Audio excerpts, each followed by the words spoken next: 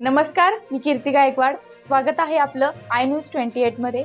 चला तर मग जाणून घेऊयात महाराष्ट्रातल्या ताज्या घडामोडी. ओएफसी खोदकाम शुल्क 4,25,000 कलगाव ग्रामपंचायतला प्राप्त असूनही रस्ते दुरुस्तीस अक्षम्य टाळाटाळ. दिग्रस तालुक्यातील कलगावात ग्रामपंचायत हद्दीतून भारती एअरटेल लिमिटेडची ऑप्टिकल फायबर केबल टाकण्यासाठी खोदकाम रितसर ग्रामपंचायतची परवानगी घेऊन 2025च्या जानेवारी महिन्यात करण्यात आले. ग्रामपंचायत हद्दीतून 650 मीटर ओएफसी टाकण्याकरता रस्त्यालगतच्या माती पृष्ठभागाचे व रस्त्यालगतच्या खडीकरण भागाचे तसेच डांबरी पृष्ठभागाचे व सिमेंट कॉन्क्रीट रस्त्याचे खोदकाम करण्यासाठी शुल्क भरणा ऑनलाईन पद्धतीने करण्यात येऊन ग्रामपंचायतचे नाहरकत प्रमाणपत्र घेण्यात येऊन कलगावचे रस्ते फोडण्यात आले. पण आज घडीला 7 महिन्याचा कालावधी उलटूनही कलगाव ग्रामपंचायत सदर रस्ते दुरुस्ती कामास टाळाटाळ करीत आहे. सदर रस्ते दुरुस्ती काम कधी हाती घेतल्या जाणार संबंधी विचारणा केली असता करू काय घाई आहे, तुम्ही विचारणारे कोण अशी बेताल उलटसुलट उत्तरे मिळतात.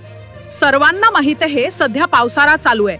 खोदकाम करीत असताना अनेक ठिकाणी गज कटल्या गेली आहेत तर काही ठिकाणी गज उघड्यावर पडली आहेत.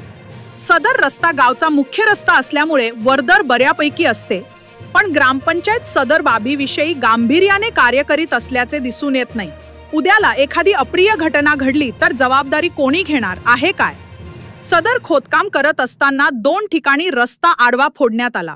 त्या ठिकाणी आज डागडुजी न करण्यात आल्यामुळे वाहन चालवित असताना मोठ्या असुविधेचा सामना करावा लागत आहे.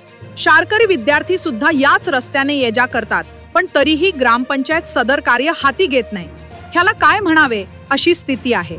सूत्रांकडून मिळालेल्या माहितीनुसार सदर कामाची डील 5.5 लाखात ग्रामपंचायत व भारती एअरटेलच्या दरम्यान झाली असून शुल्क भरणा 4,25,000चाच ऑनलाईन दाखवण्यात आला, तर उर्वरित रक्कम हितसंबंधितांमध्ये वाटून घेण्यात आली. इंडिया न्यूज 28 सदर बाबीची पुष्टी करत नाही.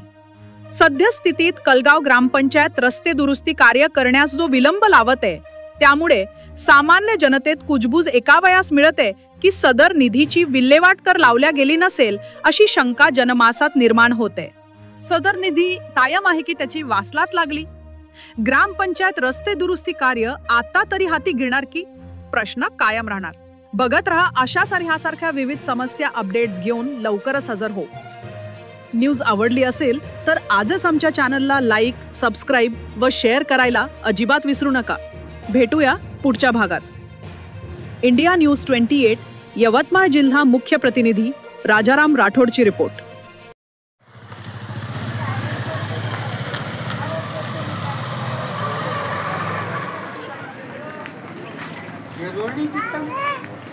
बाप ने कितना नहीं, अरे वो एक जान का नापी का आदित्य